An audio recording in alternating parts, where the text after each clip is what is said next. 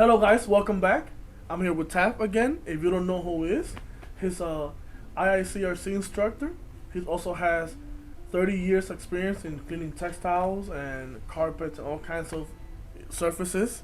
Yep. He's also helped start and grow over 7,000 businesses already, like cleaning businesses. So in this section, what we do is we provide support, we provide answer questions, we provide tips, do's and don'ts for when you're starting a business, when you want to grow a business. So if you like this kind of video, subscribe, like the video, so it could be recommended to you as well when we have new videos. And in this video, what we're going to do actually is elaborate and talk about pricing. We get this question asked all the time by a lot of customers about how to price, um, how would you come up with a price. So what we're gonna do is show you guys. Well, what Tav is going to do is show you guys um, how to price and why to price a certain way. For our customers, we do have templates that we provide, but we don't want you just to copy the template, and just do it because Tav said so. You want to know why this is a price or understand the process behind coming up with Right. that price, right? Exactly Because right. you don't want to just say, "Oh, this is what it is." Right. Um, So we're and you gonna have to learn the process. right. You have to adjust it to your area as well. Exactly. Right. So, Taff, take us in. Yeah. Okay. Yeah. I'm gonna use this. Okay. So probably what most of you guys are doing right now is you're probably copying. So you call around, call your competitors, Stanley Steamer or whoever it is, other competitors in town, and you decide that you're going to be priced at, say, 25 cents, 75 cents, or whatever, based on the area. This is just guessing, basically. So when you're guessing, you don't know what your profit's going to be at the end of the year. Another way people do it is our spreadsheet. So if you are a Magic Wand customer, you get a spreadsheet with pricing. The pricing on the spreadsheet is broken down by square foot, it's broken down by room, and it just makes it simple. So when you're first starting out, it really isn't that important to be that accurate. But eventually, as you grow your business, it's important to do your pricing like other professional businesses are doing, and that's really what I'm going to talk about. So these two methods aren't really good if you have a successful business, growing your business, you want to know what your profit is. We do have, within the package that you get when you start out with us, you also get another spreadsheet, and that actually is about pricing. And the way that one works is you fill out the amount. So for example, your equipment cost, your chemical cost, rent, and you can put down all the things, how much they cost you in the spreadsheet, and it will spit out a price for you. And then on top of that, you'll add your profit, and then you'll know what price you should charge. That also it's a little better than the other method, but it's still getting to the point where you're kind of guessing. So this is my preferred way of doing it, and this would be your advanced pricing lesson. Doesn't matter if it's carpet cleaning, pressure washing, it's about any service business that is labor related. So what is the biggest cost that we have? It's usually going to be labor, right? So pricing is based on labor.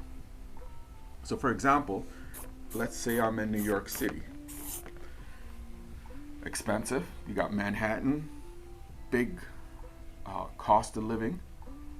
Employment, employees are going to want more money. Parking issues, lots of concerns. So your rate is going to be higher. Maybe hourly rate at $250. Okay. And this may be true in, say, San Francisco.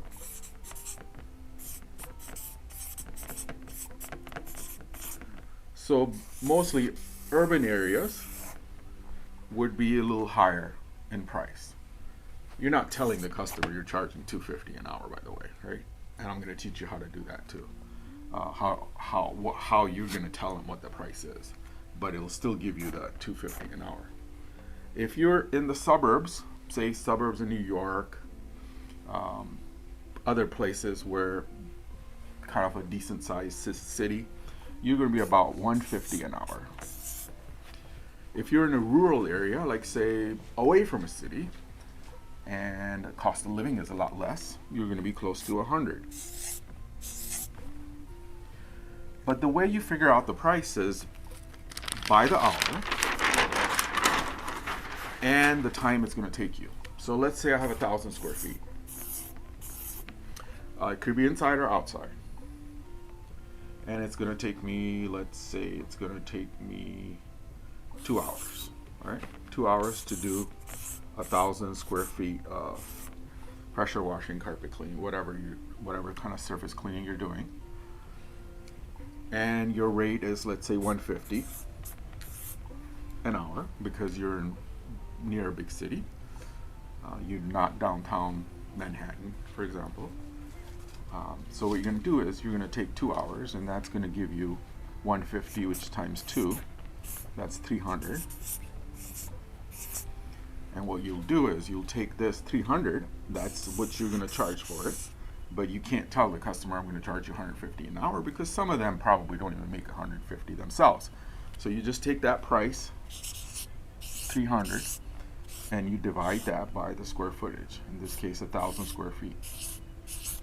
Right. So if you take 300 and you divide that,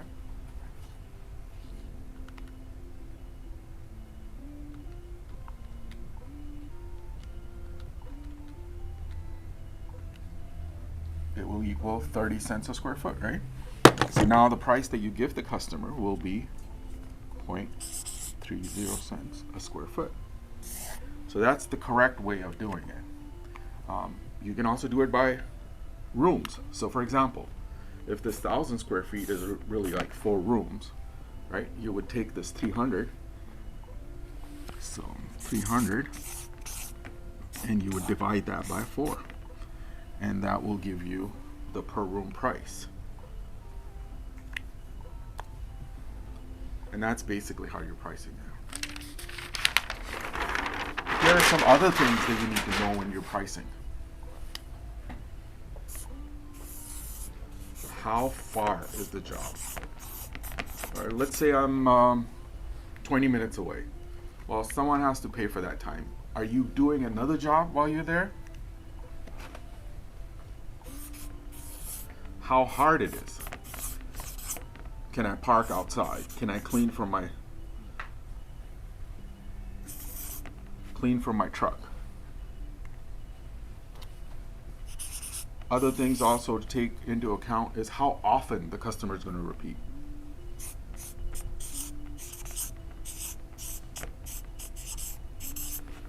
So is this just a one-shot deal or is it regular? Of course, the price is going to be less if it's going to be, let's say, every 3 months.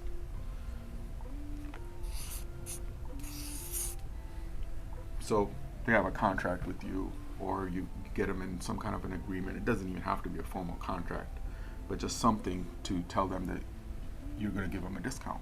You're going to be there regularly. And the last thing, well, there's some other things too, but the last thing would be how big it is.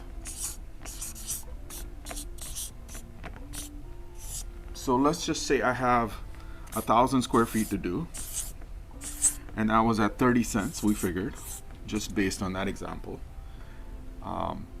But now all of a sudden we have 10,000 square feet to do, which is about 10 times more than this. Will it still be 0.30 cents?